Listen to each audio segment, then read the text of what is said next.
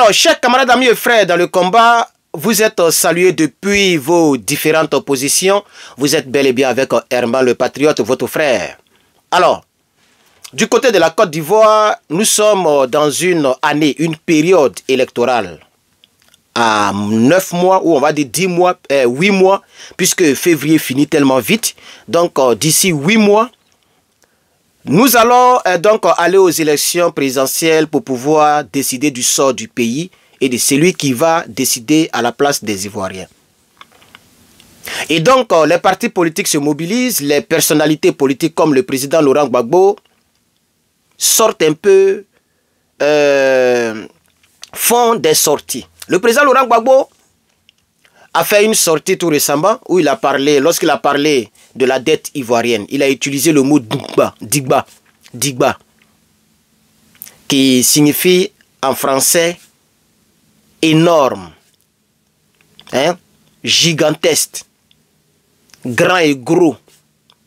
Donc nous avons 3 mots dans le langage ivoirien qui est même déjà dans des dictionnaires. Hein. Je crois que ça fait partie de la francophonie qu'on appelle le nouchi. Le nouchi, c'est le français un peu modifié.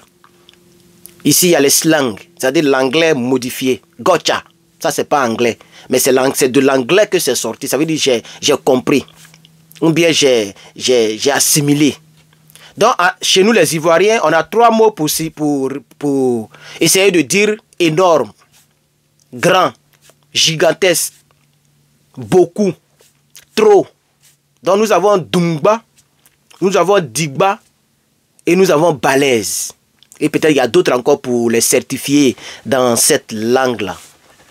Et donc, le président Laurent Gbagbo étant un homme du peuple, un homme qui est proche du peuple, un homme qui veut se faire comprendre par tout le monde, parce qu'on peut écouter et ne pas comprendre, on peut entendre et ne pas comprendre, c'est ce que le mouton il a oublié. Et le but du président Laurent Gbagbo, ce n'est pas de démontrer qu'il a doctorat, ou bien de faire, c'est-à-dire de juxtaposer les mots, les gros mots. Le président Laurent Gbagbo n'est pas dans ça. Durant plus de 40 ans, près de 50 ans que le président Laurent Gbagbo est en politique, il s'est toujours exprimé de manière familière, très familière.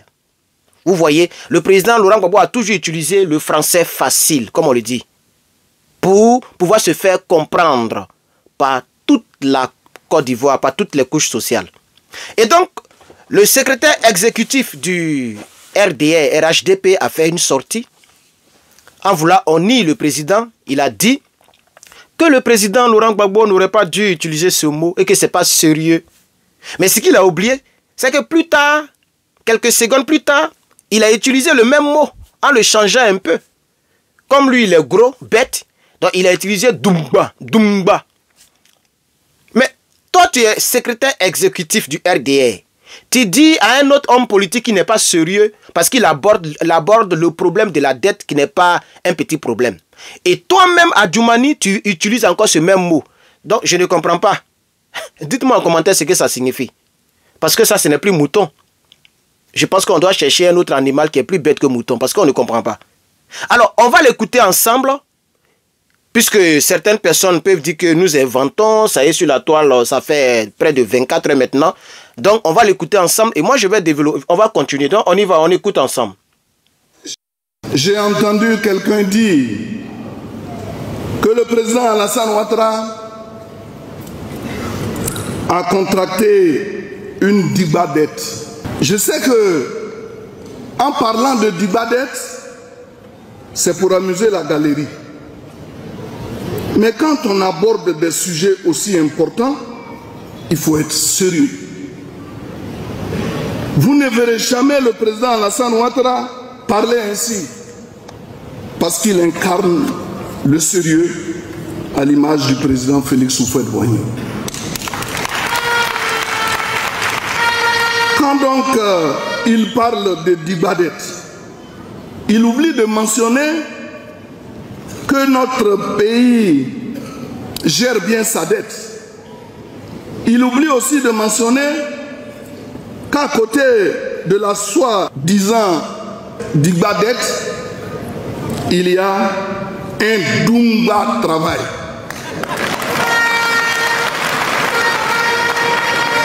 un Dumba travaille. Ça n'a même pas pris. C'est zéro. Donc vous l'avez écouté, il a voulu faire... Il reproche au président Laurent Gbagbo qui utilise ce mot pour parler d'un sujet crucial comme la dette extérieure de la Côte d'Ivoire qui dépasse la dette de tous les pays de l'Afrique de l'Ouest. Donc, c'est un débat, un sujet important. Mais lui-même, il utilise encore un autre mot. Ça, c'est un. De deux, il dit que... Non, de deux, même ce que je voulais dire, c'est que ça n'a même pas été intéressant. Il a dit même que c'était pour amuser la galerie. Non, ce n'était pas pour amuser la galerie, c'était pour se faire comprendre. Il voulait simplement se faire comprendre par tout le monde. C'est vous qui pensez que vous êtes intellectuel et donc il faut tout faire sous forme intellectuelle. Mais le président Laurent Gbagbo, tout le monde sait qu'il est intellectuel. Voilà, toi-même tu sais qu'il est intellectuel. Il n'y a même pas de discussion là-dessus. Et donc, M. Adjoumani Kouassi ne peut pas essayer de se foutre du président. Regardez dans la salle, lorsqu'il a utilisé le mot Dumba, ça n'a pas pris. C'est-à-dire, ça n'a pas eu le même effet que lorsque le président Laurent Gbagbo a dit Dumba. Attends, dans la salle, il y avait pas mal de personnes. Il y avait beaucoup de personnes. Vous avez regardé la vidéo. Il y a beaucoup de personnes. Les gens n'ont pas acclamé. C'est quelques Nyagoro. Quelques personnes qui ont porté les t-shirts blancs. Hein? Dans les poches avec les sardines et puis peut-être dans les sacs à dos le pain. Qui ont fait un pou. Sinon les gens n'ont pas acclamé. Pourquoi?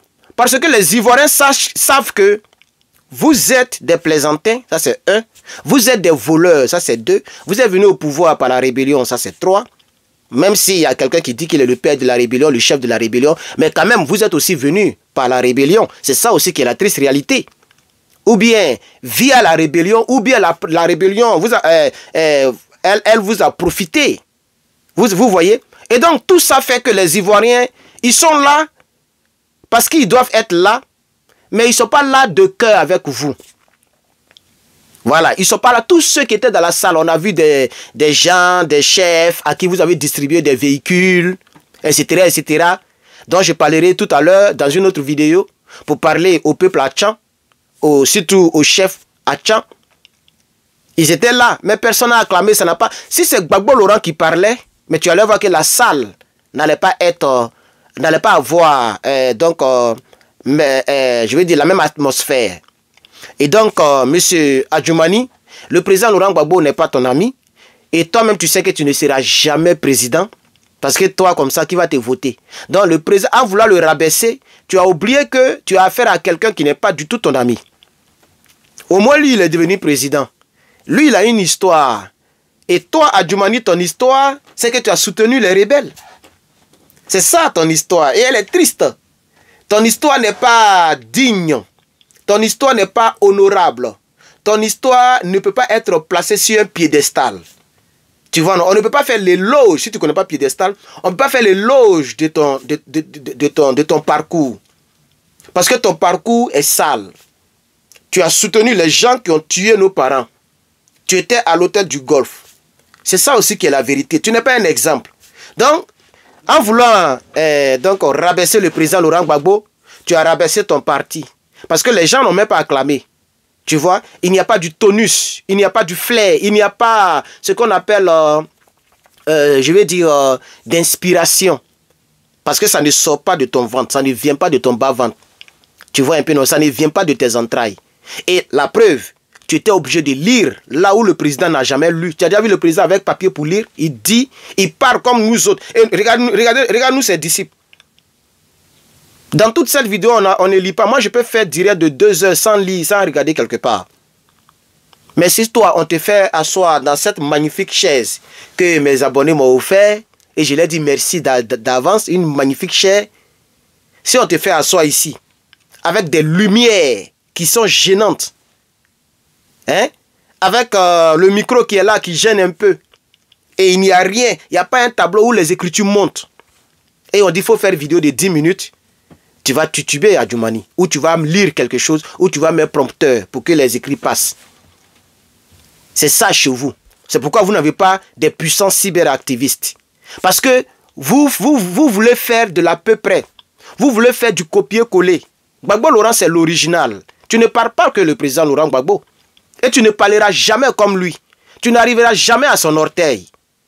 Tu es ministre aujourd'hui parce que tu as soutenu les gens qui avaient des armes et qui ont martyrisé ton propre peuple. Donc c'est toi le lâche. Ce n'est pas Gbagbo Laurent.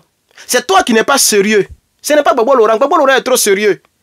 Mais c'est sa gentillesse qui a fait que vous avez pris le pouvoir. Sinon, si vous aviez au pouvoir, dans le fauteuil sacré, un homme comme Herman le Patriote, qui était le chef suprême des armées, il y a longtemps, moi, j'ai pris 12 000, 15 000 militaires pour vous affronter. Et pendant ce temps, peut-être qu'on n'allait même pas en arriver là, parce que l'opération Dignité, on l'aurait déjà validé.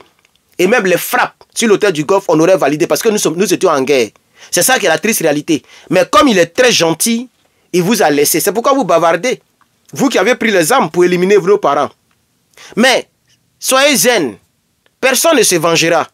Vous avez peur de perdre le pouvoir parce que vous vous dites que tôt ou tard, quelqu'un va se venger. Le président Laurent Gbagbo ne se vengera. Même si moi-même je vais au pouvoir, il n'y a pas de vengeance. Il y aura des gens qui seront jugés, des gens dont le parquet pourra prouver leur implication dans l'assassinat de nos parents. Les gens ont été quand même égorgés, les gens ont été brûlés vifs, les gens ont été tués. Ah oui, et ça ne peut pas rester impuni, ça ne restera jamais impuni. Ça prendra le temps, mais vous savez que ça ne restera jamais impuni, jamais de la vie. Tôt ou tard, vous allez payer pour ce que vous avez fait. Et si toi, tu es reconnu coupable, tu seras condamné et tous tes biens seront gelés. Donc actuellement là, ta liberté, ta richesse, c'est lorsque le RDR est là. Il ne faut jamais l'oublier. Continue de faire bouche. Continue de bavarder. Nous, on est déjà dans l'opposition, on est déjà dans la galère, on est déjà dans les menaces. On ne peut pas rentrer chez nous, on est déjà habitué. Mais est-ce que toi, tu peux t'habituer à ça? Toi, gros comme ça là. Si on dit tu peux courir, toi, tu peux courir 100 mètres. Est-ce que tu peux courir même 20 mètres? Tu vas respirer comme une chèvre. Et sachez que vous qui parlez comme ça là, quand ça va se gâter, hey, personne ne sortira de la Côte d'Ivoire. Alors comme ce n'est pas un direct, et je vois que nous sommes déjà à 12 minutes, j'aimerais donc poser là. Mais avant, j'aimerais vous inviter, pour toutes les personnes qui aiment le t-shirt que j'ai porté, nous en avons les différents t-shirts ici, il y a d'autres sur l'autre mur là-bas. Voilà, toutes les personnes qui aiment nos t-shirts que j'ai portés, vous pouvez le commander donc sur notre site internet lepatriote.bigcartel.com. Voilà, merci donc d'avoir suivi cette vidéo et que Dieu vous bénisse. N'oubliez pas de cliquer sur le bouton rond qui est là pour vous abonner, où vous voyez mon image pour ceux qui sont sur YouTube. Ceux qui sont sur Facebook, c'est donc en haut. Voilà, quelque part là-bas. Merci et à très bientôt.